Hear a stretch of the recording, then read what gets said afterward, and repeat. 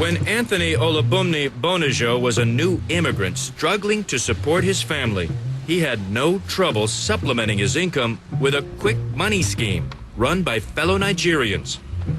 They view that, well, no matter how much they took from the bank, that the insurance will pay back the bank. He became an accomplice using stolen identities for credit card fraud and laundering checks. Getting caught, he says, opened his eyes to the underside of Houston's Nigerian community. That's basically their target all the time. How can I make the money right quick? What can I do to make the money? All of us, they talk, say, God bless America, and God they bless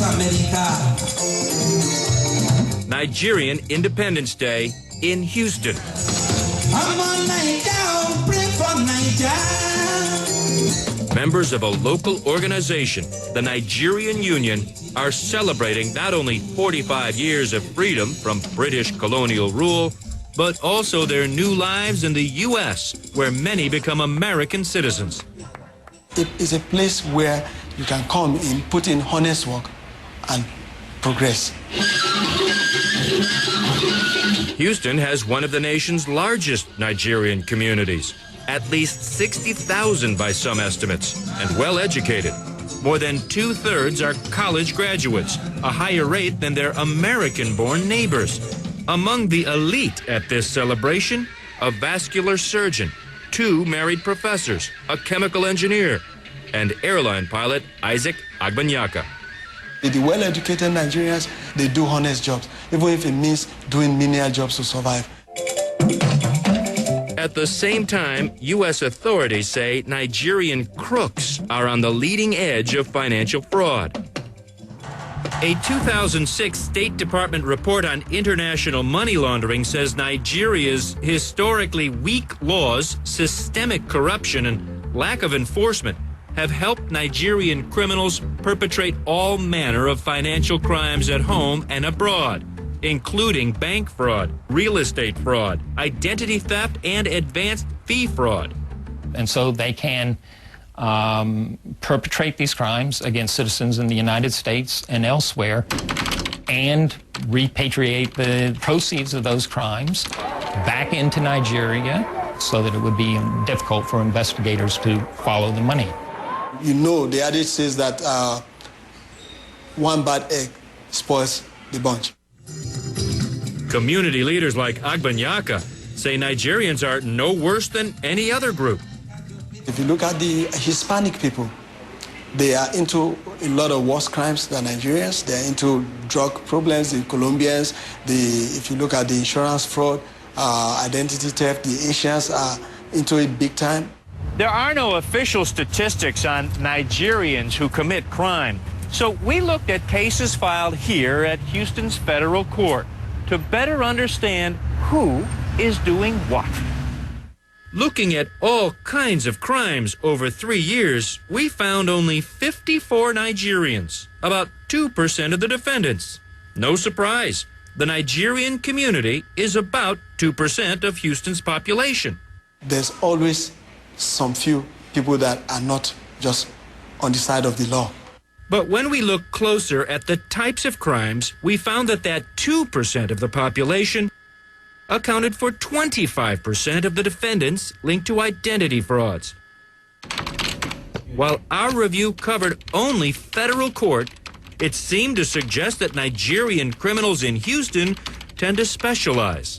The people that I've spoke with or interviewed in these cases basically have stated they were taught this by other people in their community that were involved in the same thing. I do not agree with that statistics at all. Consul General Victor Bosa is one of Nigeria's representatives in the U.S. He questioned our Houston court statistics, saying he was aware of only a handful of fraud cases. That is not enough to stigmatize our people. No, it is not enough to generalize that every Nigerian in that community does the same thing. No, I do not agree with that. Bosa says new laws in Nigeria and tough enforcement are making a difference. There has never been a time in the history of my country that institutions against financial crimes and corruption have been so strengthened than now.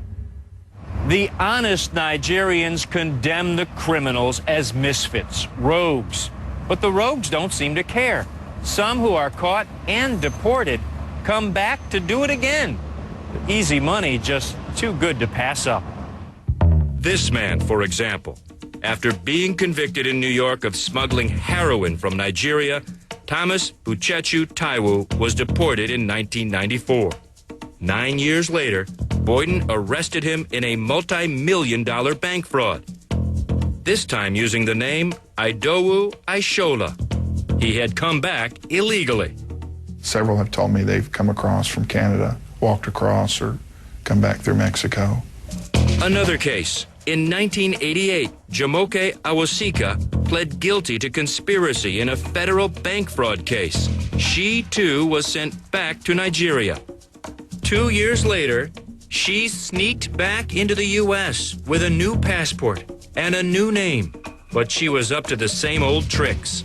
She used fraudulently obtained credit cards extensively to purchase high-end jewelry. For herself or to pawn it? Both. Finally, the case of this mystery man. When Boyden arrested him in 2004, he had more than 40 stolen credit cards and a dozen cell phones to run his scam. But who was he? He'd been deported to Nigeria in 1983 under the name Kahino Monsuri Ajayi. He sneaked back as Solomon Adebanjo, and then took the name Colton Jude Holier. A federal judge, stymied, concluded his true name is unknown. Several people I've interviewed, they can't really remember what name they were born with. They've had such a long range of names, they don't really know who they actually are. None of these fraudsters, now in prison, responded to our interview requests. Immigration authorities told us that after they do their time, they will be deported again. Which brings us full circle to this question. Why do they all come here? It's America.